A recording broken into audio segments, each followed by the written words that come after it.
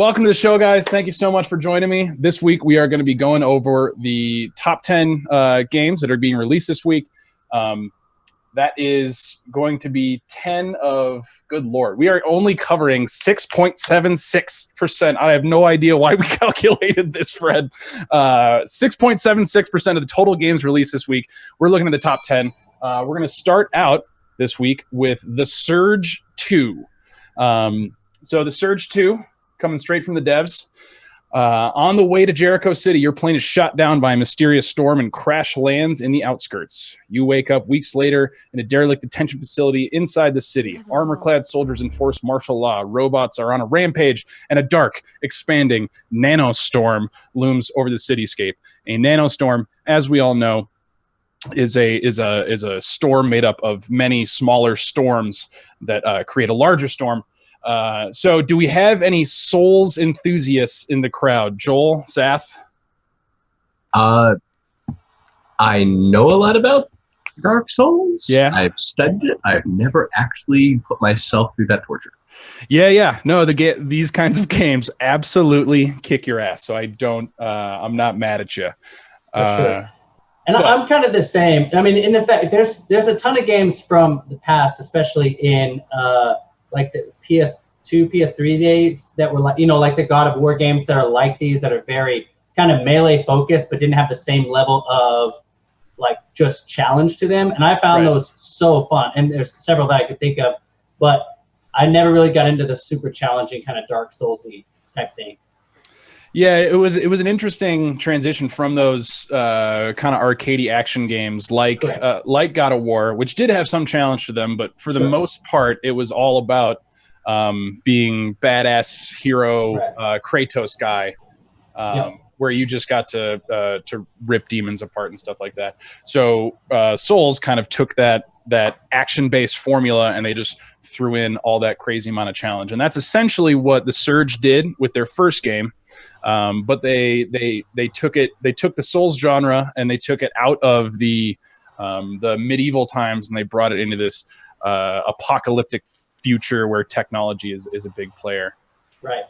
And I find that really interesting kind of in this game, that it's like, in Dark Souls, it was kind of very medieval. They had, but you were against things that were also kind of melee kind of in their nature, right? Yeah. But now, like, they're shooting lasers and stuff at you, and so it's weird that you would just run up with, bringing a knife to a gunfight kind of thing. Right? Yeah. Like, yeah. It's interesting. And I think it seems to open up a lot more possibilities. There's when you're talking about medieval times, you're kind of limited to swords, axes, and hammers. Right. When you're able to really utilize the outrageous amount of technology that a futuristic landscape like this offers, I think you can really vary up the setting a lot more and all of your RPG elements. So that's dropping on today. There might be a few people watching right now that have the Surge. I'm curious to hear how it goes, because I know the first one was considered flawed, but still a respectable Souls-like. So moving on to a genre, or an IP that I know we're all familiar with. Somehow they're still making games. Power Rangers Battle for the Grid. The devs describe it as a modern take on the 25-year franchise. Power Rangers Battle for the Grid showcases stunning graphics and vivid details. Pit current and classic Rangers and villains like never before in 3v3 tag battles. Test your skills online against your friends, so on and so forth. It's a fighting game. The Power Rangers universe apparently kept on expanding after I stopped watching it at the age of 9. Mm-hmm. I don't know. So you're way out of the loop. You guys big fighting game players? Well, I personally don't, but it is a fantastic community. These people, I don't understand how you can just have a game that's about beating other people up, but they are so supportive and wholesome, and they love welcoming new people. So if you haven't tried a fighting game, I think this might be a kind of a fun little nostalgic entry into that. The graphics look absolutely amazing. It does look fantastic. Although I don't know if any of you guys have gone back and rewatched Power Rangers as an adult. It does not hold up, does it? Yeah. The thing is, so I have kids and they love it, and so I have seen. I stopped watching it early on, and then it's like I have seen it evolve over especially the last 9 years. Been kind of watching them through all the movies and everything. It's very clear how they're trying to monetize it, because my kids are like, I want this sword and I want these little keys.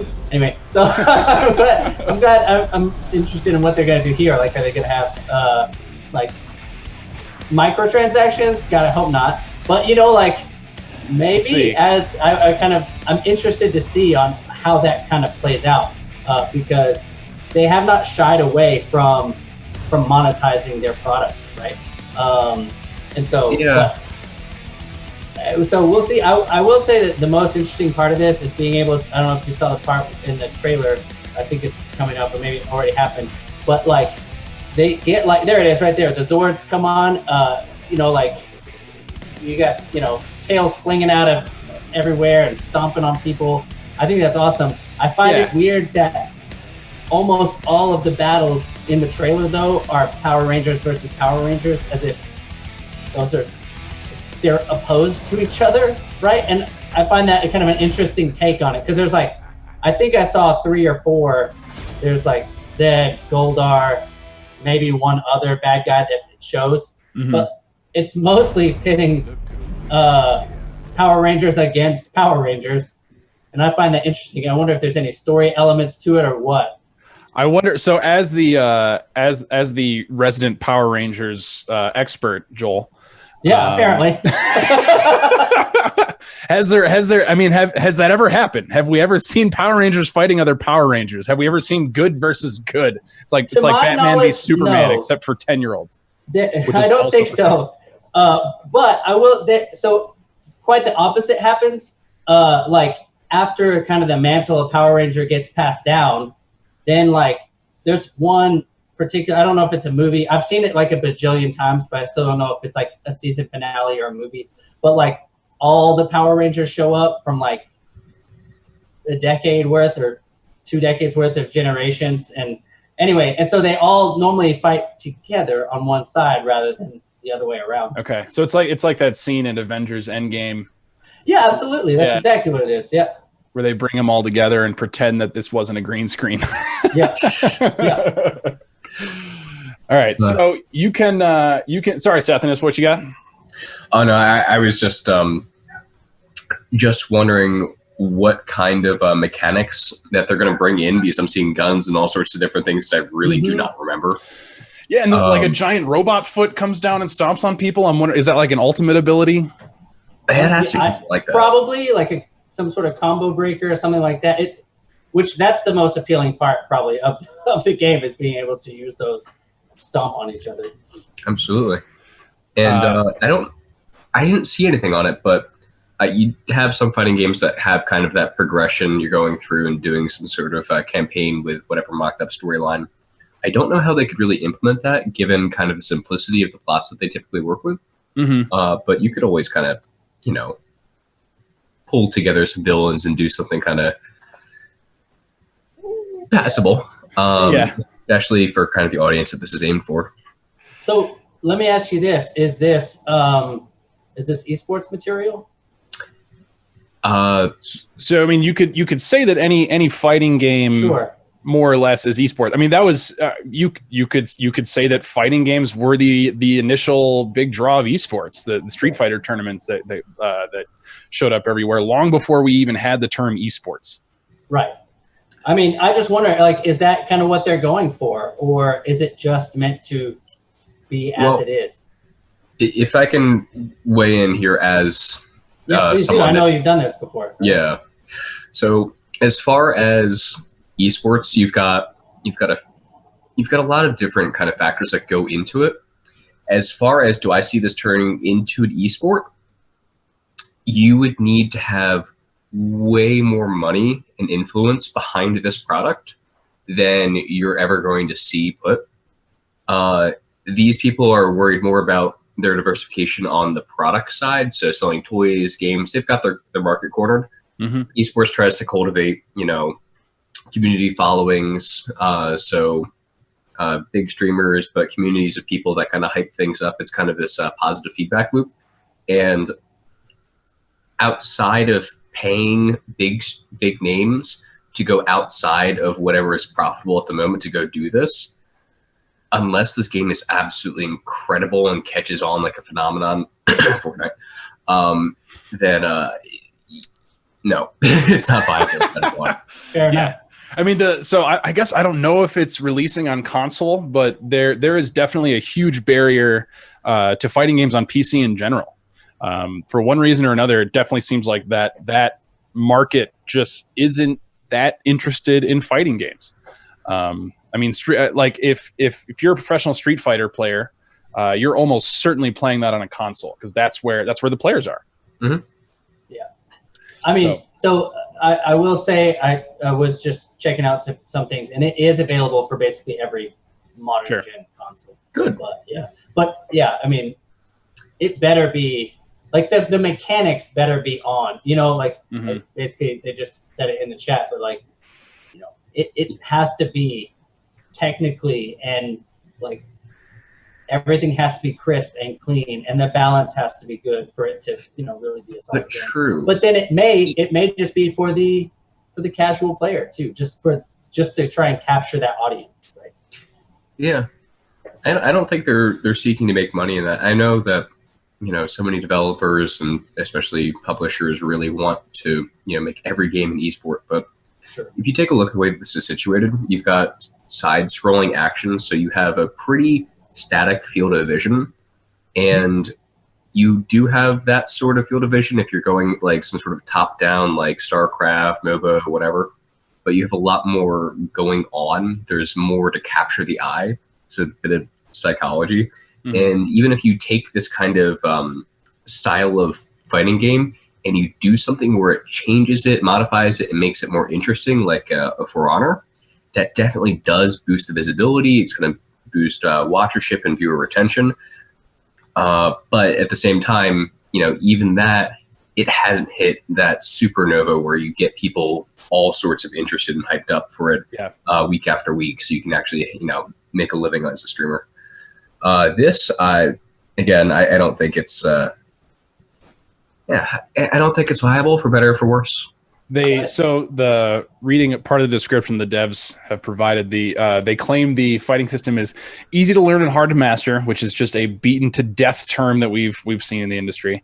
Yeah. But here's something I find really interesting. They say Battle for the Grid features traditional fighting game controls. This easy to learn but hard to master game is designed to welcome players of all skill levels. In my experience, traditional fighting game controls are not great for players of all skill levels. Right. Like jump into an online game of Street Fighter after you haven't played in 5-10 years, like me, and watch how quickly you get your ass kicked. Oh, for sure. Because those guys just know everything you don't. Mm-hmm. Mm-hmm. So we'll see how they pull it off. I know a game that actually we covered here at OPN for our E4I service was called Fantasy Strike, which simplified controls down to the point where they were laser focused on the casual fighting game player and or just the player that has no interest in fighting games because of what I just said, because they seem so unapproachable at times. And so they really drew things back a lot. We'll see how Power Rangers Battle for the Grid tries to pull that off, if they try to pull that off. Yeah, and one of those things that you're talking about, where it's hard to get back into something, and it also makes things unapproachable. Absolutely agree. Totally in the same viewpoint there. But one of the things that you don't know unless you've played a game at the absolute highest tier, it's not the mechanics that are intended that kind of make the difference. It's all the little things that you can do to break it and get every last bleeding decimal point of whatever. Mm-hmm. And that's the kind of stuff that people just have to grind out hour over hour. You brought up For Honor the other day. I encourage any of our viewers to go YouTube the first big time competitive tournament that For Honor ever hosted, because So I don't know the game closely enough to understand exactly what went wrong, but basically the guy that won the tournament was using a strategy that allowed him to kind of, I don't know about break animations, but misinterpret animations so that it looked like he was swinging this way, but actually his guy was swinging that way. And it's like the whole world, anyone that cared about For Honor was watching this, and they saw that this, like, just those little not quite right mechanics that you can basically abuse to get ahead. And that ended up winning him, $200,000, whatever the hell the purse was. So, I mean, little things like that can be really interesting, and they can also be really damaging to a game. Yeah.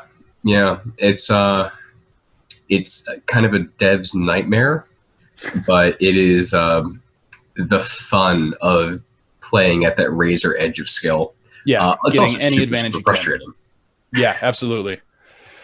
All right, guys. So you can pick up Power Rangers Battle for the Grid tomorrow, September 24th, on Steam or a console if you're a worthless little poor kid. So we've got our next game is going to be from Bandai Namco. So this is a new IP that is going to actually look a little familiar once you see the trailer. But it's called Code Vein. Another game that you could call a Souls-like, although when I was looking at the battle, it reminded me maybe a little bit more of like a Monster Hunter World, which, I mean, you might be splitting hairs there. But description goes as such: team up with an AI partner or a friend in co-op multiplayer and venture out into the world of a destruction in this story-driven, connected dungeon experience. Use your combined strength to coordinate your approach and defend each other from surprise attacks or tackle overpowered enemies. So, I mean, that description by itself, overpowered enemies, having a lot to overcome, sounds a lot like a Souls-like game to me. But I do find it very interesting that there is a big emphasis on the co-op right from the start. And it does seem to be more of a dungeon crawler than your typical Souls-like would be. Also much more anime flavored, which I appreciate. Right. Yeah. I'm really digging this art style. Oh, yeah, it looks gorgeous. But yeah, I mean, I was checking out some gameplay, and it really looks like kind of a, like I said, anime flavored, but maybe a little more rough and tumble. Like the footage I was watching, the guy was he was using he was using it like a mace or like a giant sword or something like that, but it was just a big busted piece of wall, and he was hanging onto a piece of steel rebar, and there was a big cement block at the very top of it. Something about like those savage kind of weapons like that, I think is really interesting. I would like to see what kind of systems they introduced into this game. I looking at this, I want to say that it's almost like a JRPG, like meets Monster Hunter. That's what they said, anyway. Yeah. That seems to fit. There is definitely a lot more J in this game than most other non-JRPGs. Yeah, I mean, it's very clear, and I think so one of the things that's really cool about this, it's different than a lot of, and I guess the Surge did it too, but it's different than a lot of the normal Souls-like games. Is like you can really customize your individual as opposed to like just the weapon he has or whatever, right? Like I think it allows people to take a lot of ownership and really kind of dig into that art style, right? To be able to adjust your character. I mean, I didn't actually get to watch any gameplay on it, so I have a hard time knowing what from the trailer is in fact gameplay versus rendered video. Yeah. But I mean, from what it looks like, like the characters your character creation can be very diverse, which is super for one of these games. That's definitely a big selling point that they're pushing on is that customizability, and just like you said, I think a lot of people, when it comes to Souls-like games, they really identify with the way that they play, and a Souls-like game, you can. I always like to play the quick guy with the double daggers, or I like to play the guy with the bow, or I like to play the guy with the giant cement mace. And I think when you really maximize that customizability, you get a chance to really connect with players as they get to play the exact kind of character that they want to play. Absolutely. And beyond that, even, you're going to get the majority of the crowd, which is going to be, oh my God, this looks so cool. I'm going to pick a little bit of this, a little bit of that. They're going to flavor it. They're going to do whatever they want, and they're going to have fun. And it should, Bandai's been around absolutely forever. So, as long as something isn't totally mechanically broken, it should be perfectly doable. But then you're also going to have that 5% of people that want to min-max. And you're going to get, hopefully, if it's, if the community is there, and I think that this game definitely has that potential, you're going to get people that are, sharing like, oh my God, if you combo this ability with that or whatever, you're going to get just absolutely massive amounts of DPS. And that's the kind of stuff that a lot of the hardcore crowd's really going to find interesting. And hopefully carries the community on. If this game has that longevity, it'll definitely help it continue to grow and stay steady. So I appreciate the min-maxing and stuff. I played Diablo 2 and 3 a ton. And one thing I didn't love about Diablo that I think they got better about with the later patches was that there was oh, you're playing a monk, this is the best build. Right. Yeah. I don't like that. I don't like the fact that like, oh well, if what if I just don't like that play style? I like this play style, but I'm taking a hit on my usefulness in my party if I play the way I want to play. That doesn't feel right to me. That'll be interesting for this because it also has that co-op feel, right? And so they're specifically pushing that kind of co-op style of it. So I'm sure that there will be a bit of that. And I guess there is a kind of it talks about enhancing and kind of progression as you go. So I'm interested in how that will go because there's got to be, it doesn't matter how much you test a given game, right? And you try and balance and over and over and over. Like, the only way you find which of those builds break the game, so to speak, and are so powerful, like things start needing to be nerfed or buffed, like that is only by just getting thousands, hundreds of thousands, millions of players on the game, right? Yep. Yeah. They have to have a really good in-house testing program, so hopefully it's not so broken on release that you get something like I'm kind of making a stretch here, but 76 where you can just hack in and just do whatever. Right. But hopefully it's not that. But I feel like there should be enough diversity, or at least that's my hope for this game, that even if things are definitively the best at whatever, you have enough variety, especially with making the party that it's fun and there's a little something for everyone. Oh man, I can't think it off the top of my head, but there's a game. It's coming out for the Switch. It's made by the people that did Bayonetta, but it's got a co-op focus, and it reminds me a little bit of that. And that game looked fantastic. So these kinds of games are starting to get more and more on my radar. I was a huge fan of Ninja Gaiden back in the day, and I think there's this has some of that in its DNA. The only thing I find weird is the name Code Vein. Like, I hope that begins something, but I don't know. I find the naming of games, this is on a totally other topic, but I find the naming of games really interesting. This one, Vein, I guess because there's like blood kind of abilities or whatever, maybe. It would be nice to know, because like Power Rangers, oh, well, that's Power Rangers. You know what I mean? This one, I'm like, I don't get it. Like, maybe even new IP. I think there is a bit of art to naming your game. Like, I think Rocket League is the perfect game title, right, that may have ever existed. You got exactly two words. What you think it is. Yes, absolutely. It expresses so much about what that game is, and then the moment you see it, like, oh yeah, that's Rocket League.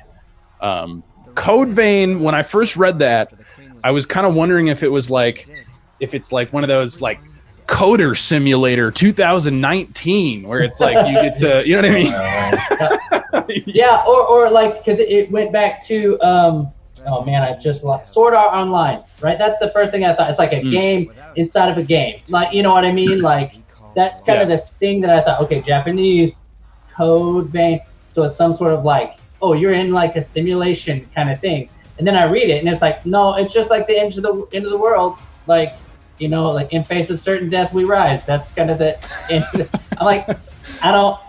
In face of certain death we code. Yeah. Anyway, I just thought that was interesting because like everything looks really cool about it, but I'm like, man, that name though. Yeah. I would say one of the more interesting games on the list this week for sure. Yeah, for sure. Absolutely. And that's one of the few I probably will pick up, honestly. Yeah. I mean, preview or not, it's some things are definitely worth checking out. Yep. No matter what the price is. That being said, with that kind of name, hopefully it will live or die on its merits. And if it's good enough, we won't be having this discussion when Code Vein 2 comes around or something. It'll just be like, oh yeah, that, because like, what's a Metroid? Yeah, absolutely. There's totally room for defining a brand with your own branding. We'll see if Code Vein is the next Metroid, which you just predicted. All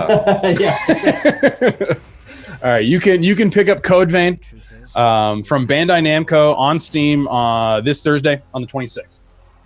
So, moving on to a game that looks so goddamn indie, so much more indie than anything we've talked about so far.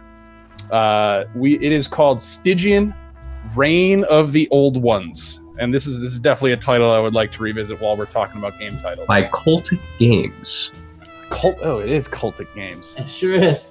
Okay, so in Stygian: Reign of the Old Ones, the player journeys from a doomed Arkham into the depths of the abyss. Create your own character based on 1920s archetypes and carve a path through through a broken and mysterious world. So clearly, we are looking at some H.P. Lovecraft kind of influences here. I don't know if you can call it an influence when they say Arkham and the Abyss, which are like direct verbiage they pulled out of H.P. Lovecraft books, but I mean the gameplay to me looks like I haven't quite figured out exactly how it plays, but I love the way that it looks. It reminds me a lot of Darkest Dungeon, that kind of hand-drawn art style that really makes a game age very well. What's your guys' take on Stygian: Reign of the Old Ones? Oh gosh. Well, this is going to reveal another bit of gaming that has nothing to do with PC, but my first thought is Pact of the Great Old One Warlock. That's way over my head, man. Yeah. It's a character subclass for Dungeons and Dragons. Oh, okay. Yeah, right on. Oh, yeah. Okay, got it. But I thought that was a separate game. I was like, got it. I'm with you now. Oh, yeah. No, just some more Lovecraft. So it's definitely seeped into the culture. And I'm actually really excited to kind of see where, instead of just including, some cosmic horror into your game, but instead of going full cosmic horror, like, I don't know that I've necessarily seen a game produced like that, but this development studio seems to be going a whole hog on it. Yeah, the grid-based combat reminds me a bit of did you guys ever play Heroes of Might and Magic? Oh man. Yes, yeah. Yeah? Yeah, so the turn-based sure, yeah. gameplay where you get all your creatures on this grid and you're moving them back and forth, but that game was very much based on scenarios and kind of like isolated multiplayer. So there wasn't this carryover. This seems to be much more narrative heavy, and so I'm definitely wondering if they achieved the same kind of storytelling, grim darkness that they definitely pulled off quite well in a game like Darkest Dungeon. Yeah. Yeah, my go ahead. Only access to this kind of grid-based combat games, outside of, I'm going to keep going back to Dungeons and Dragons, Especially, I was looking at the stat layout that they have, which kind of reminds me of that, or maybe like, you see that kind of system bleed over into like a Fallout or something. Fallout really was one of those one of the games that defined this genre before they went full-blown first-person shooter. Yeah. I never played any of those games because I was only playing on consoles when they were coming out. But yeah, I mean, I guess this is going to be it's definitely going to be mostly a word of mouth kind of spread game. Mostly, I'm looking at this and I'm not seeing a huge marketing budget. Yeah. But hey. I mean, that's true. I mean, I think they're really trying to take on, like, to really kind of appeal to that kind of HP Lovecraft kind of market. And there's a lot of it, like, that has grown quite a bit, I would say, over the last several years. And like you say, this isn't just, like, Lovecraft-esque. Like, it is straight up, like, 1920s, very specific. So you mentioned Reign of the Old Ones. Before the show, he was like, that sounds like, like an error in translation. Yeah. But like in Lovecraft, they are the great old ones. That's the literal thing. So Cthulhu and all these others that we kind of now know of, they're not the ancients, they are the old ones, right? Okay. And so like whenever it says Reign of the Old One, like it's very much like this is not just a little bit. But really into that. One of the things I found super interesting, if you look kind of in the synopsis of the game, one of the things that I find interesting is based on their the beliefs. I guess there's a belief system that each of the characters has, especially like your companions and stuff. And so like how you interact with people and what their belief system is going to kind of determine how they, I think, deal with you and deal with kind of the crazy things that are going on around them, right? I mean, Seth, I'll just way to do that. Seth, I'll say it for you, and just so you don't have to bring up D&D for a third time in this conversation. That's that sounds like something pulled straight from a tabletop game like D&D or Pathfinder, where it's like a lawful good character is not going to jive in a scenario where he's matched with a chaotic evil character. Absolutely. But here's the interesting thing. Speaking of things that go straight into, and I just did a quick Google search, there is a ton of material to pull from, even just at a really surface level, with the whole mythos that goes along with this. But there's another RPG, a la Pathfinder, D&D, whatever. There's Call of Cthulhu, which is super, super popular for a tabletop role-playing game. Yeah. I think I've seen it before. I think yeah. Sorry, I was just it's because it's a box, like it's a proper tabletop. It's not like a pen and paper, right? Oh yeah. It's well, I mean, you delve into a whole different conversation, which we don't. Yeah, absolutely. But it comes in a box, so you don't play it on your notepad, right? Yeah. I mean, It's one of those things where you can go whole hog. You can, use some sort of online system. Like we could be playing on stream like this, or you could just sit around and just hallucinate vividly. I mean, play pen and paper. But using our stupid ass imaginations. Yeah, exactly. And I think cosmic horror, kind of the helplessness and the whole philosophy of being small in the universe and everything's kind of terrible and whatever. That's very much in the zeitgeist. I know it's kind of a little dark, but that's this game. So if ever there was a time for this, and you were talking about how this very much has become more popular, I think now if this is going to be successful, it is hit the correct time. And it's like being from Cultic, whatever the studio's name is, it has potential if the story is fantastic. If it really hits on those beats that the Lovecraft fans love, to really develop a cult following. Yeah. I like the party system. I think so. I keep going back to Darkest Dungeon for obvious reasons, but that cohesion of your party, I think, is a really attractive gameplay mechanic in general. This could be. I mean, it's not gonna be FIFA. We'll get to that. But this might hit with a very specific audience. For sure. Yeah. You can pick up Stygian Reign of the Old Ones on September 26th, this Thursday, on Steam. We are going to move on to a game called Gunvolt Chronicles, which is probably one of the more old school looking games we have on the list. In appearance, it's going to look a little bit like a Mega Man or something like that. So Gunvolt Chronicles, Luminous Avenger X, and before chat calls me an asshole that those are Roman numerals, I just want to say that if we played the trailer audio at the end when the dramatic announcer guy goes, Gunvolt Chronicles, Luminous Avenger X, he says X. But could he be wrong? He could be wrong. That could have been the studio is not made up of English speakers, and so they just outsourced this crap and had no idea how to correct somebody on their English. But maybe they just say X for reasons I don't understand.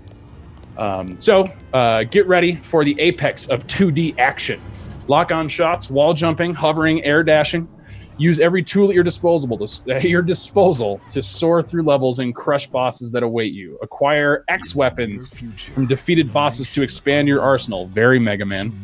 Experience high-speed, stylish action like never before. Inti Creates presents the ultimate in classic 2D action with Luminous Avengers X. Guys, do we need another Mega Man? I'm not going to say clone, but a heavily Mega Man influenced game in this 16-bit graphic style. It's not my style of game. I do know people who are super into that. I mean, and I go back and play, like I have arcade system, kind of set up, and we'll go through and play these games again. But I normally go back to them for nostalgia, right? Like whenever I go to play a game like this, whether it's, any of them, right, that were, in like Sega days or whatever, right? There's tons of these kind of side scrollers. I go back to play them for the nostalgia of them, not really to experience something new. That's just me. So like, this isn't something that I would flock to, I guess, to grab. Sure.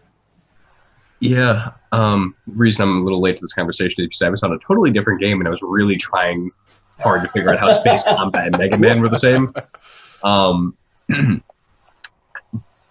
now that I'm looking at it, yeah, it's very Mega Man-esque. Personally, again, played it, been there, done that, got the t-shirt, and I'm not really here for it. And maybe there's some nostalgia there. I think where you're really looking to draw your audience here is, the generations that are below us, where Mega Man is, something that their parents played. And, that's your, my old man plays that, but I've got this, and it's, the new rock and roll, jazz, whatever. Sure. Yeah. Nothing new under the sun. Yeah. But, everything old is new again, and maybe this is the fresh coat of paint that really makes it popular. I don't see it personally, but hey, it could be the cynic in me. If anything, It might be too fast for me. Like this one, like Mega Man was kind of fast, but you moved slow enough that like you could actually make things happen. Like I don't think I personally have the required reflexes to be very good at this game. You watch the trailer, like they never touch the ground because they're wall jumping, and like basically you read like three things: wall jumping, hovering, like air dash and stuff like that. And as you were saying it, I was watching it and I was like, yeah, that's all those things, right? Like, but I don't know that I have one after the other. Yeah, exactly. And I don't know that I have that particular like skill set to keep up with what this game is going to require. And so I think it will appeal to that market who likes those twitchy games. But sorry, go ahead. Oh yeah, just a quick little thing. As we've seen over the years, people have gotten better with games. So I think that it's not necessarily a terrible thing to have sped it up. Sure. These are different times we're living in. It's, new and scary, but hey, maybe it works. Yeah. I guess I am that old man that people are like, well, that's my old man's game. That's literally me. Like we are like we're living in a world of gamers that when you say Xbox 360, they have no idea what you're fucking talking about. Exactly. Yeah. It's I mean, that may as well be a VHS player. Right. But I'm that old man. It's too fast for me. Please slow your game down. Like that's literally me at this point watching this game. Yeah. I'm getting like there was. Oh man, I can't remember what the game was now. I think it might have even just been CS:GO, where where the I just felt the age of me not having the reflexes this requires any longer. It's like I knew I was getting beat by 11-year-olds. I'm a silver 1. Why am I doing that to myself? Yeah. But I think there's definitely room for more kind of bullet helly games like this. I'm a huge fan of Enter the Gungeon and Binding of Isaac myself. But there hasn't been many of these 2D side scrollers that have really caught on with me personally. True. If this does tickle your fancy, this is another game you can pick up on Thursday this week, September 26th. You can grab it on Steam. Now, the next game that we are checking out is another game that is truly an indie title, and it also contains I think my favorite word in the English language. The game is called Flotsam. Flotsam, for those of you that don't know, basically just means shit floating in water. Right. Shit. It's just like garbage, like just like trash in a large body of water. Flotsam is described by the devs as a garbage town builder in a flooded world. Survive in a feel-good apocalypse world. I love those phrases mashed up. Manage your drifters as they try to survive in a harsh ocean world where everything is trying to eat you or sink your town to the depths of the sea. You'll need fresh water, seafood, and scrap to make sure your drifters can make the best of this wet situation. So it is a city builder with a high concept that looks gorgeous. Yeah. I really appreciate the cartoony, cel shady looking effects. Guys, what's your experience with city builders like this? And is this a game that calls to you? So this is basically my jam, right? Like out of all of them, because I like sim games, I like city builders. This one, now I'm interested. I'm interested to see how this one plays out. It is an early access game, so once it does launch, specifically, it is an early access game. Which my particular experience is survival early access games, not great, right? Like learned my lesson with DayZ way back. Yeah, that's what came to mind for me. I mean, yeah, but even there's been so many more. In fact, several of the reviews I've written are on these early access survival games, and I'm like, oh my God, this is painful. Like, there's some you could just completely run through trees. Like, there's no hit mechanics, like, at all. So this one actually looks pretty solid. Like, I love the cel shaded look. I mean, I'm having a hard time tearing away from Borderlands 3 right now, and this appeals to me, especially because it has that cel shaded look. I also see giant toothy like whales underneath your garbage city, which I think is going to be awesome whenever it comes up and destroys everything you built. Like, honestly, like, it looks awesome. Yeah, I honestly, seeing Congregate still publishing games 2019 is kind of interesting. And for the same kind of just simple but joy-inducing type content that I'm, used to them growing up with Flash games and all that kind of crap.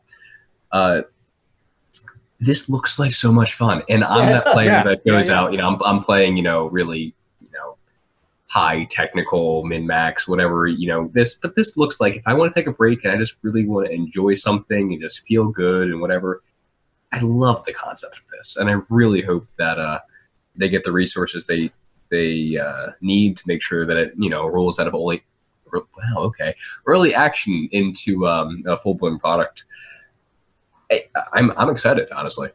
Yeah, so SimCity was never my thing. A lot of buildy kind of games have never really been my thing. I've just like I never got into Minecraft. Not that this is necessarily like Minecraft, but just like the games that kind of rely on you and your creativity to use this toolkit to make a great experience for yourself. Haven't appealed to me in the past. This doesn't seem quite as abstract, but I'm really curious about so what is the threat? You kind of see like a toothy whale at the very end of the trailer. I'm curious if a whale can come through and just crash your outhouse or whatever. I hope that's what happens, honestly. Like for real. Like yeah. But yeah, I think a lot of it is going to be survival, right? So and then I'm assuming you get other people come to your floating town, right? Because so then you have to manage population, food, resources, and stuff like that. And especially if you get that real nice, like, so you're talking about Minecraft, like I still play it, and like modded. So anyway, if anyone's looking for servers, I respect it from a distance. Like I actually, but part of that is getting efficiency, especially with mods, right? So I think this would be a great kind of title to get that efficiency. And then to have that whale like show up, and I'm sure you can fight it, probably different. You know what I mean? I would hope that you could defend against it, but I just think it'd be awesome, especially early in game, for it to have that thing and be like, no. Yeah, a single player game, so it definitely seems like something you're going to be establishing a minion network, assigning jobs, things like that, building. A big base full of garbage. I love it. Yeah. I love the DIY concept. This is. I mean, it looks. I mean, it reminds me a little bit of almost like Viva Pinata. I don't know if you guys ever played those back in the day. Oh yeah. But it has that very colorful, fun kind of approach to it that can appeal. But it's not so childish where it's it's like, oh, that's a kid's game. Right. Although Viva Pinata, I think you could argue, was a kid's game that I played entirely too much of as a not kid. So yeah, Flotsam, definitely one I think people should go check out. Really, really fun, cool, kind of attractive concept. A lot of just seems to be. I think someone said the word joy inducing. Yeah, joy. Yeah, there just seems to be a lot of joy in the game. A game that puts a smile on your face. You don't have to put on your serious pants for it. I appreciate that. Yeah. So another game coming on the 26th. You can pick it up this Thursday on Steam. I want to say $20. It doesn't tell us, actually. Doesn't tell us. Yeah, we don't know yet. But so, it looks about a $20 game. I think that'd be fair. It does have a price listed, if you guys bear with me for 2 seconds, where I will continue to fill the dead air with, it is listed as a strategy game.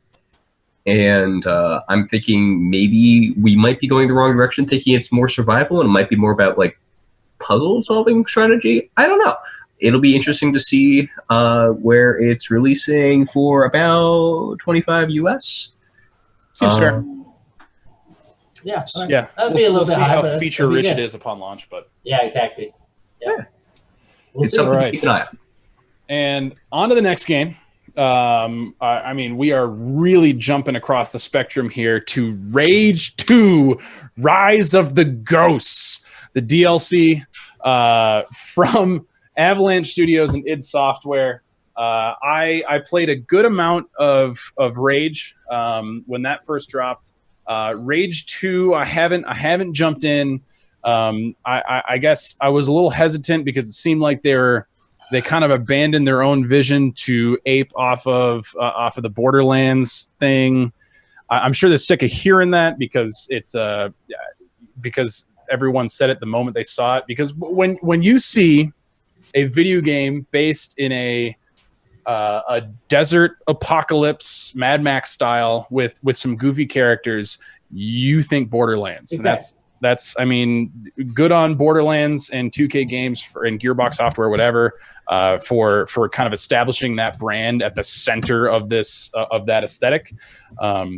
So Rise of the Ghosts, an old threat has returned to haunt the wasteland once again in Rage 2's first major expansion. Explore a brand new region, face a lethal new faction, and gain access to a new weapon and ability and single ability in Rise of the Ghosts. So they're introducing some new enemies, a new faction, presumably a new section of the story. And the faction that they're bringing in, the Ghosts, definitely appears to be more like the older, more serious toned Rage, where these guys they're these kind of pale, almost zombie looking dudes. Guys, what's your take on the latest DLC from Rage 2? I don't have one quite yet, but I do have one quick thing to jump in with.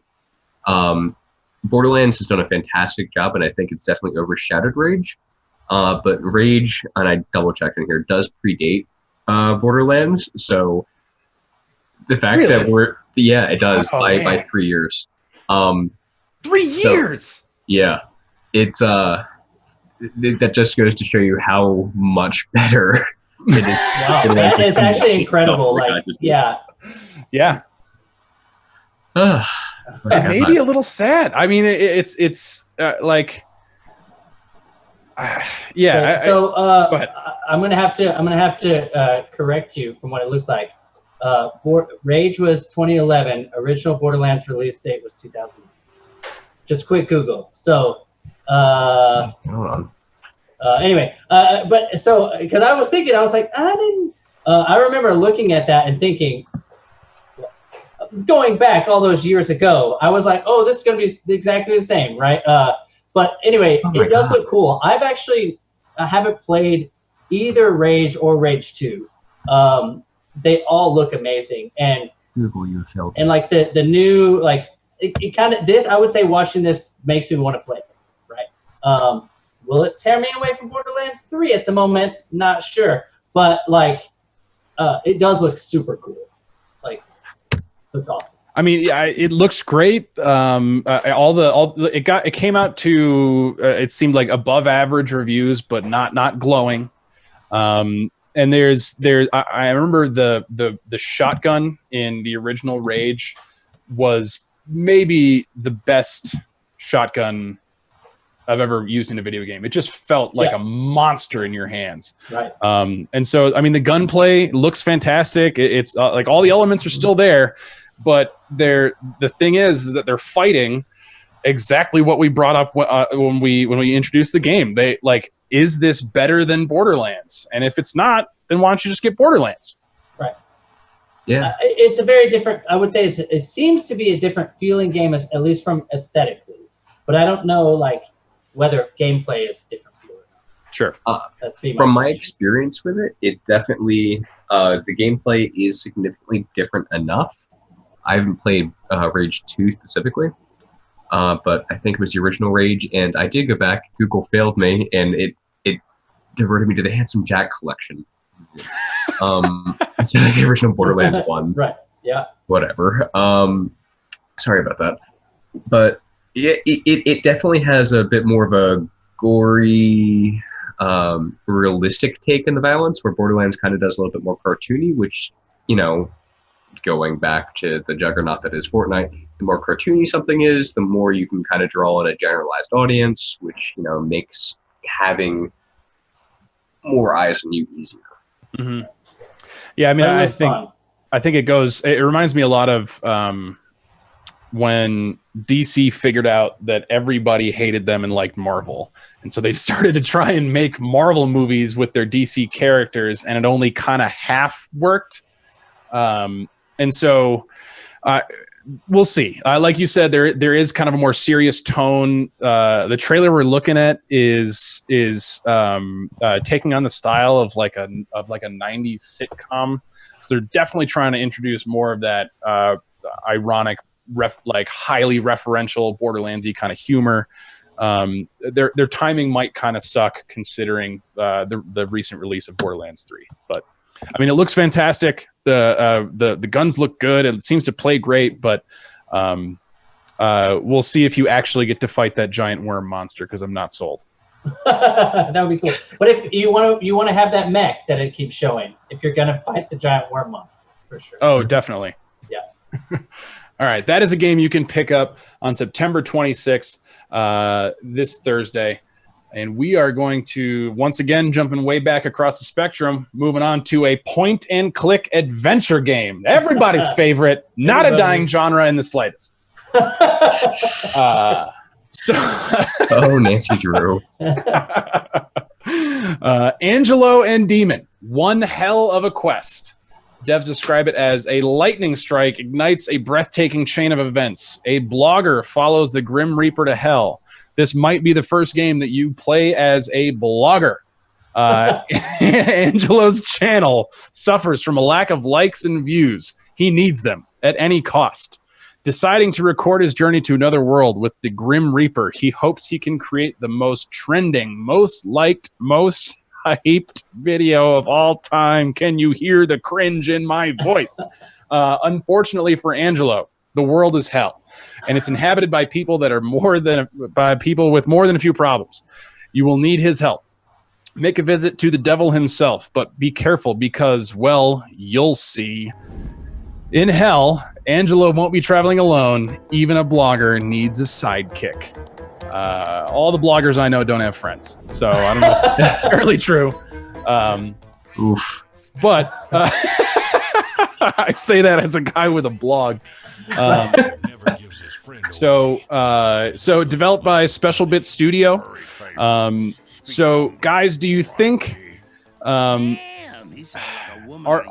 there, so we kind of keep talking about this generational thing. Do you guys think there are young people today playing point and click adventure games? This story has to be something really good. I mean, like it will probably be funny, like just kind of the idea, like concept seems funny, but I don't know if it's funny enough to keep somebody in it. You know what I mean? Like It says funny dialogue, right? Like it better be real good. Funny to who? Good question. To the guys that wrote it? Yeah. Not that this game specifically isn't funny. I'm just saying that, like, you're kind of reviewing yourself by saying that. But go on. Sorry. No, yeah, absolutely. But I think it almost, to be really good, I feel like it has to be voice acted. And I don't know that it is. I haven't actually checked. But like, I think if it was just delivered in text, I don't feel like it'd be that entertaining. It does show you driving a DeLorean though, like a Back to the Future DeLorean in the trailer. So maybe it's really trying to capture that kind of nostalgia, but I don't know, like it just doesn't seem to have it. You know, like, again, like you say, not that it's a dying genre or anything, but like it's a rough one for sure. Yeah. So there's definitely something to be said for a game that can grab you with its dialogue and its story elements and things like that. Those games are tough to hit with a larger audience. You would have to think that a game like this is mostly just going to appeal straight to the people that are already playing point and click adventures. Right. Yeah, which there is a dedicated following, and it crops up in the weirdest places. And it always takes me by surprise when I find something that, yeah, I know I'm dedicating the whole thing, but there are people that go for this kind of thing. I just personally, I look at this and I go, that's nice. It's not for me. Yeah. I don't see a long-term sustainable market for it, but it's also kind of a low-cost production type situation. So you can get, one or two guys on art, a few programmers and bang this out in a few weeks, and yeah, might be going a little meta on this. The art style, they put a lot of effort into the art for sure. Oh, I think somebody mentioned about Full Throttle. Pretty sure that guy is there. Also, other people. Like, I'm pretty sure that's accurate. Like, wait, who mentioned Full Throttle? in the chat. Oh, really? Yeah. They said that isn't that the guy from Full Throttle? And it totally is. It totally is, right? Which is the last point-and-click game that I enjoyed in the slightest. Well, it was awesome. That really got you going. Okay, so because I was I thought I'd be the only person on the planet to recognize the Full Throttle guy. Yeah, well, anyway, so that it looks.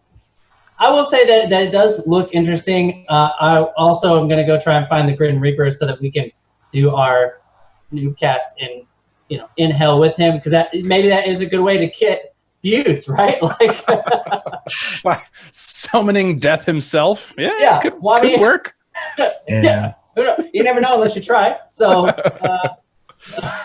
we're just three bloggers trying to make it. Yeah.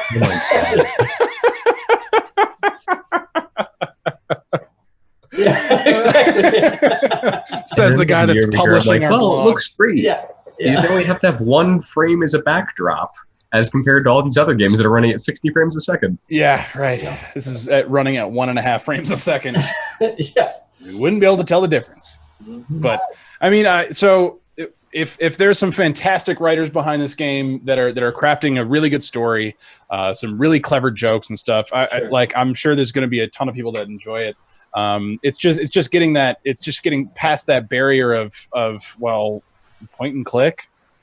And there's people that's not a barrier, like you were saying, Seth. So we'll see. We might hear about this game. This might be the last time we talk about it. We'll see. September 27th, though. Yep. You can pick it up this Friday, September 27th, developed by Special Bit Studio. Go check it out, especially if they do a good job of making fun of Donald Trump. We're not going there. Politics, not in my stream. So the next game, and this is a seemingly a really ambitious indie title from the looks of it. So it's called Infinity Battlescape. Infinity Battlescape is a multiplayer space combat game taking place across a massive, true-to-scale, procedurally generated star system that is 100% seamless. No loading screens. That probably just means they found a clever way to get around them, and they're still there, but all right. Multiple corporate factions are fighting to control a solar system in a war involving hundreds of players, potentially more than 1,000 per server, without instancing. That can last from hours to days. That sounds exhausting. Coordinate with other players to destroy enemy infrastructure around strategic locations referred to battlescapes across a wide range of gorgeous environments, including barren moons, gas giants, volcanic planets, asteroid rings, and more. So when I look at this, I'm seeing a more active form of what's the it's been going on for 20 years. I'm gonna kick myself for not remembering it. What's the space game where it's all Yes, EVE Online. Yeah, it seems like a combat centric EVE Online or something that's kind of taking a bit of influence from Elite Dangerous, which had some success. Sure.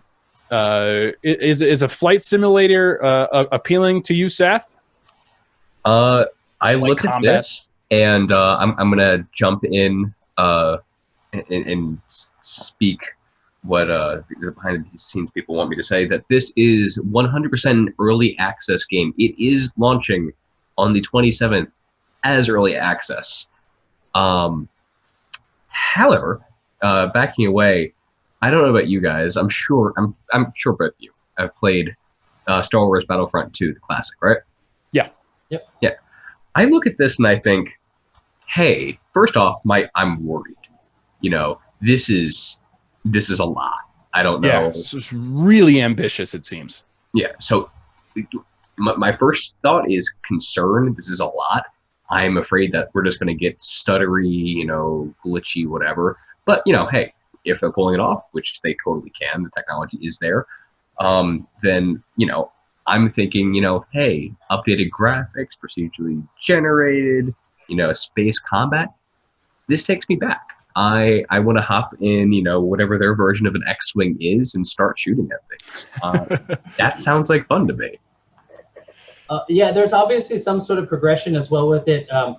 So there's, because I was reading this kind of thing, and because I really enjoyed this type of game. But there's everything from fighters to corvettes to cruisers to carriers, so like there's going to be a little bit of that. It's kind of like War Thunder or World of Warships or whatever, like for the space genre. I was hoping to see more of whenever I first saw it, because I have hundreds of hours logged on Elite Dangerous. I do play Star Citizen. EVE Online I played a little bit, but it was a little bit too kind of Excel spreadsheet simulator for me. But this one, all this is just giant battles, and that is all. And so, I mean, it may be super cool, but these things lasting days, it's going to be hard because you're going to just jump in, try and figure out where things are, and then jump out. Like, that sounds interesting to me, but yeah, I think that would get old really fast because I think it'll be very difficult to find closure in the time that you play, right? Like, sure. Maybe you're like, okay, well, my goal is to kill this one cruiser or capital ship or whatever, but like, can you play for hours or days and feel, Did you play, either you play PlanetSide 2 by chance? I did not. I've looked into it a little bit, but never played it. So it takes it takes a similar approach. It's a first-person shooter, but it takes a similar approach in the fact that it's a massive battle, lots of things to accomplish, lots of ground to be gained and lost, and things like that. And so I see this as like if it is indeed as cool as the original Battlefront 2 and the space combat that came along with it, this game could be a huge indie success, because they are promising a lot here with the corporate factions, the thousands of players, the no instancing. I mean, this description is checking a lot of boxes here. Whether or not it actually accomplishes them, whether or not it accomplishes them in a time that it can actually capitalize on whatever hype it garners in this early access period, because a lot of these big ambitious games kind of peter out a few months after early access because they just didn't release in a stable enough form to garner that initial audience to get them to engage them, I guess, in a way that really makes them want to commit to the game long term. We'll see. Like I said, there's so much to love here. I just am really curious, and like you said, a little worried about how this actually ends up playing. Yeah, and please, for all of our viewers here, please excuse our temporary technical difficulties. We are working on that to get it up and running behind the scenes. I am sorry for my forehead and my mouth kind of being highlighted at the same time. You don't deserve that, but this is what's happening. I actually am not sorry. I think that actually these new camera angles highlight all my best features, which is this very specific section of my chest here and my face, nose, and above. Nose and above, but below this fucked up hairline of mine. So if you guys could focus, actually, if you could crop out that top part for me, Fred, that would be really appreciated. Oh my! Oh wait, there we go. All right, we got Joel back. He didn't quit on us yet. No, that's ultimate hard stop right there. Computer was like, "Oh, by the way, your battery is almost low." Dead. I was like, "Oh." If you saw me slide off the screen, I was reaching for a power cable. That means we've gone on too long, guys. Oh god. To bounce right off of what Adam said there, just going through the specs of what they want you to run on your computer. Look at that. It's pretty meaty.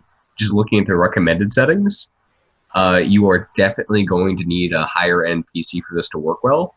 Definitely. So you're limiting the audience that you can have just by virtue of you need to have enough money to spend a gaming rig.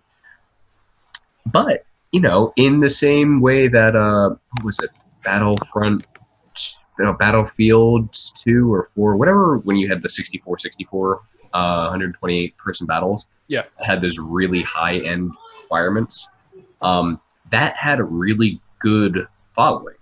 You had the brand power of Battlefield behind it, but, there were people that were interested in these massive fights. And, they all had really high-end computers. And you could see the same thing here. This could turn into the next Ark. Yeah. Oh, yeah. Absolutely. Very much remains to be seen. I think you're looking at a really small kind of percentage chance for it to happen. But I would certainly be interested to watch it grow that way if it did. Yeah. It did start on Kickstarter, so there are people that, want to see it go all the way. So it very well might. So I hadn't looked at the system requirements. That is some meat that you're going to need in your machine. Good Lord. So we're looking at Intel Core. They put i3. They don't mean it. Right, for sure. Got to be an i5. And a GTX 970 That's absolute minimum. That's wild. That card's only a few years old at this point, and that's your base level. So I'll be fine. I assume that we're going to be fine. Sure. Okay. Seth's not going to be fine. I'm running a laptop that is blessed to have a discrete graphics card. Oof. All right. Well, you'll get there one day. Hey, maybe pick up an Xbox. That's where I'm at most of the time. Ouch. So I do mostly editing and not I don't even do that. But it's why I went to editing more than playing games.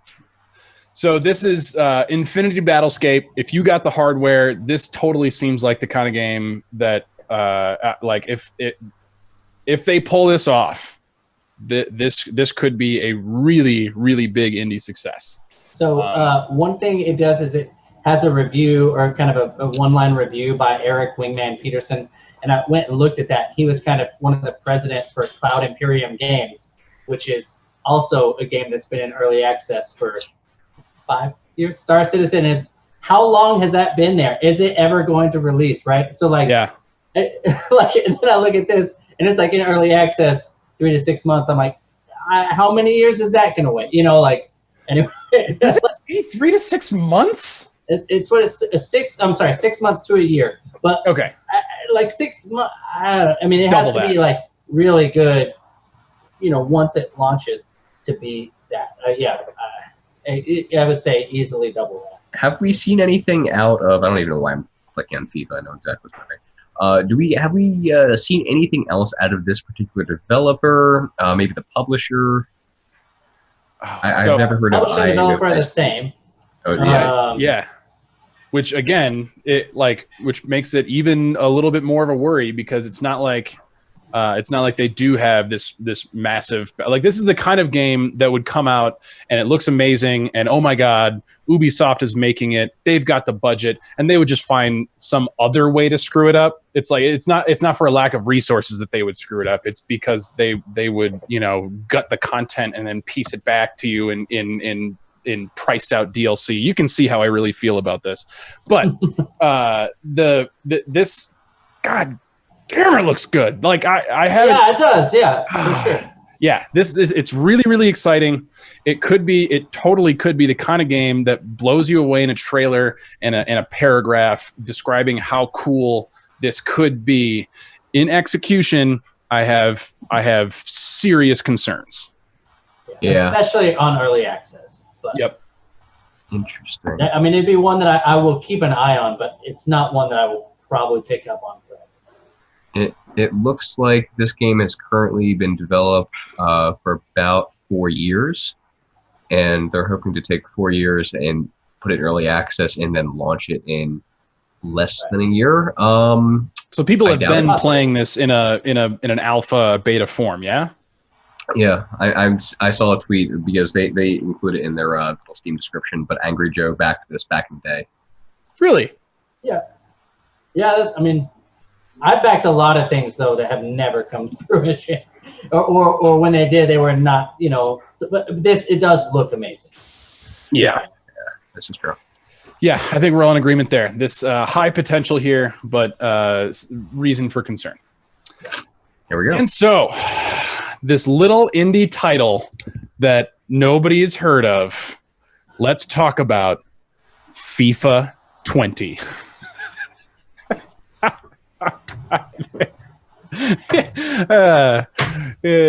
God, there's so many terrible things I want to say about EA, but Fred's going to cut my mic. FIFA 20 You be careful. Oh my.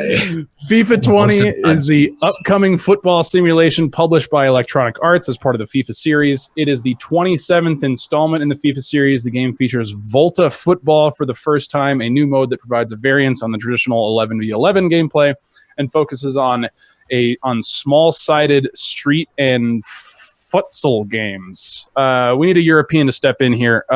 Fred, what is a futsal game? Je ne sais pas. Oh, God. That's I don't know in English, by the way. Fair enough. Well, I definitely don't know. Stupid. So, it's like an indoor. It's like an indoor game. Fred, did you get us the European description? You knew who was coming on this podcast. Je ne sais pas. Okay. So yeah, it's a futsal is a hard court indoor style match. So FIFA 20, the FIFA series in general has definitely, or maybe just all EA's sports titles have been more associated with their monetization controversies, the way they sell their loot boxes, that they don't call loot boxes, they're surprise mechanics. What gauge? Let me gauge your interest on FIFA 20. Is there any chance anyone here or in chat is buying FIFA 20? Well, I will say that EA is an award-winning studio. Oh, God. The Guinness Book of World Records award-winning. 67,000 downvotes on a single comment. Just that's right. They did I have win nothing that, for this. I shouldn't say. Wrecked. It's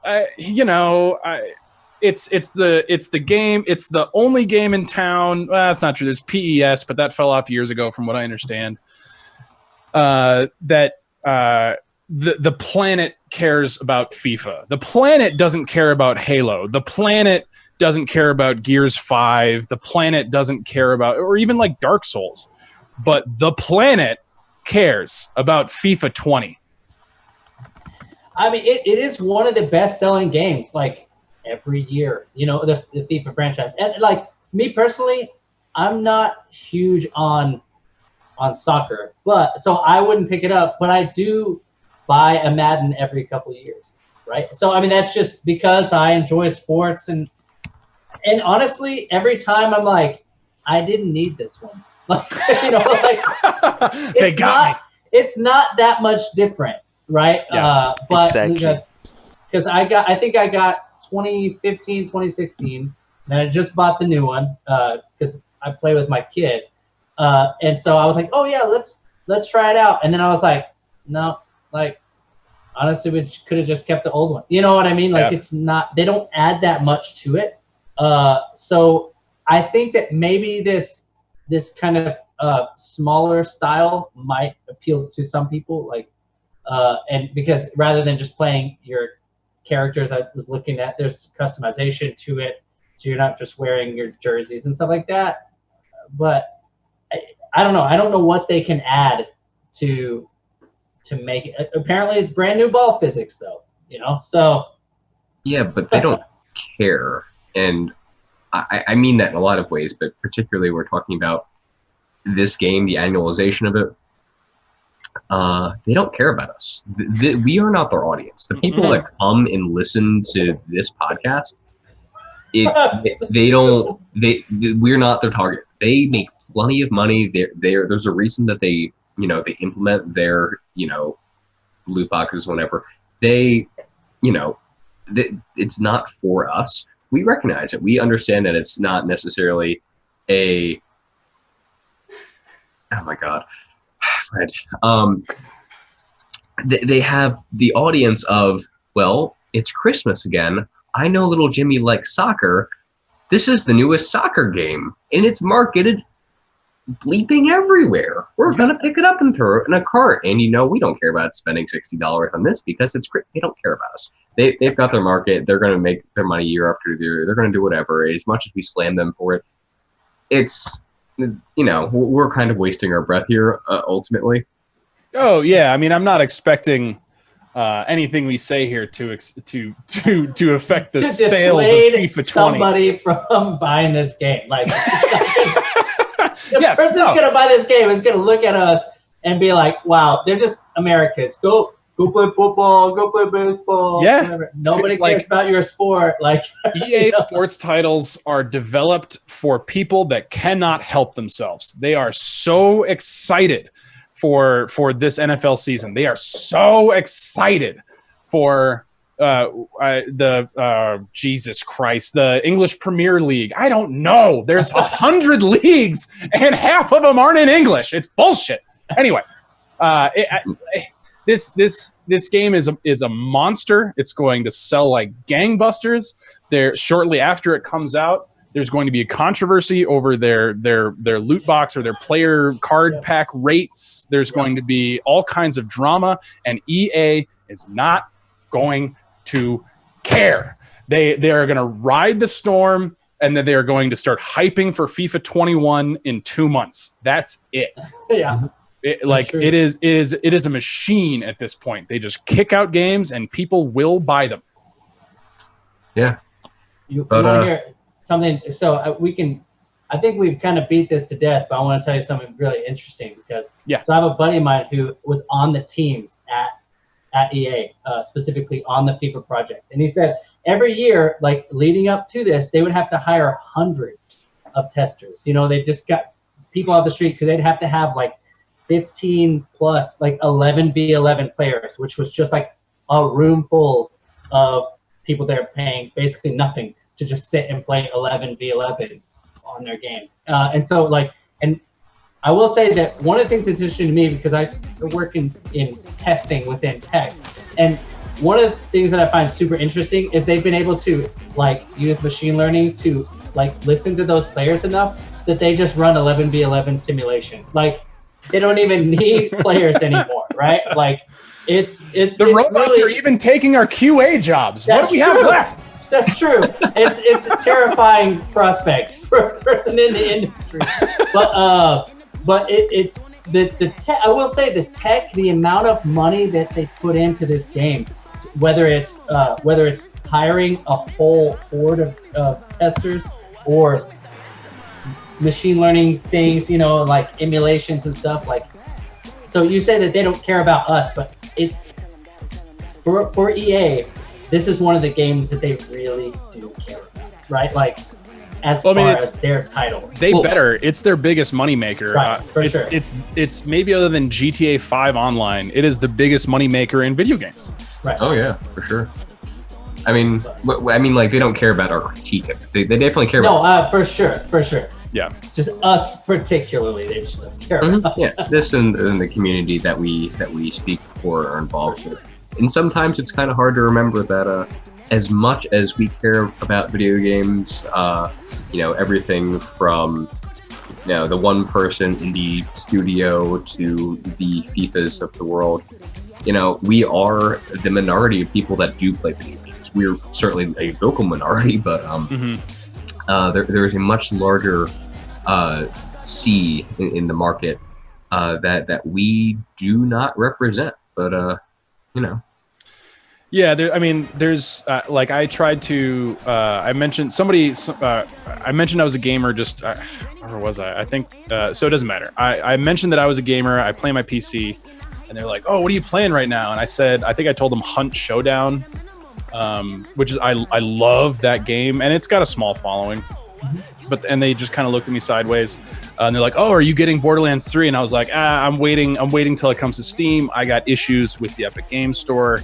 And again, they gave me this like confused puppy look, like, but it's just buy it. What are you talking? Like, there's just like there's people that are gonna keep up with the industry and try and do their best to support good trends and avoid the bad ones and not and maybe even, I don't know, come up broadcast a goddamn podcast where you whine about loot boxes. I don't know.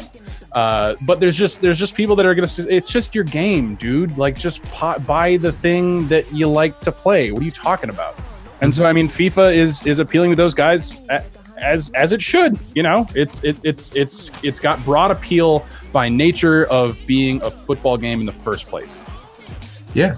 I mean, the most played sport the world over. How you can spend 90 minutes watching people kick a ball back and forth for a game to end 0-0, I don't understand, but that's, you know, what's the World Cup is dramatic. Okay, I'm all for the World Cup, but oh my god, not EA. But I don't know. Do you guys drink whiskey? Yeah. Yep. Yeah, of course. Well, I mean, the most, you know, the most popular whiskey by sales the world over are not going to be your small batch, you know, cask strength, you know, $100 plus bottles of scotch or bourbon or what have you. It's, you know, whatever well whiskey is being used in a bar that people don't understand, you know, your beam 40 ABV type stuff. And it's McAdams. that way. McAdams Canadian whiskey. My dad falls asleep to it at the kitchen island every night. Continue. Happily, probably blissfully unaware of, you know, what else is there to be had. And that's what it is in any market. There is the mass appeal product. Mm-hmm. Yeah, I mean, it sounds like an inherently negative phrase when you say lowest common denominator, and it's not, but I'm going to make it one when I say that FIFA 20 is appealing to the lowest common denominator. Wow. That's actually really brutal. We love our people that play it all the same. It doesn't make you a bad person. It just makes you a basic pumpkin spice bitch. Whatever. Yep. That is true. That is accurate. I mean, I'm not saying it's wrong. I just like Adam, I like the balls it takes. Adam, you just insulted half of Europe. Just half. Can we like get that Tosh.0 joke in here where it's like, I don't care about soccer, like unless like the bleachers collapse and half of Europe dies or something like that. That's right. All right, guys. On the note of tragedy, that is going to be our Noobcast this week. You will find us here again. And just one last thing, and that includes Russia. Oh, if that's the case, I have absolutely no problem mocking these people. So that's our Noobcast this week. We will be back again next week with another list of upcoming games. Hopefully, I get the pleasure of being joined once again by Saf and Joel Hendershot. Thank you guys so much for joining us here. I really appreciate you. You can find Joel's reviews on opnoobs.com as well as mine. What did I just review last? I believe it's called Vicious Circle, the newest game from Rooster Teeth Studios. Saf, they can find you on stream. Am I right there? I've kind of disappeared off the internet, so this is probably the most active that I'm going to be. I kind of like this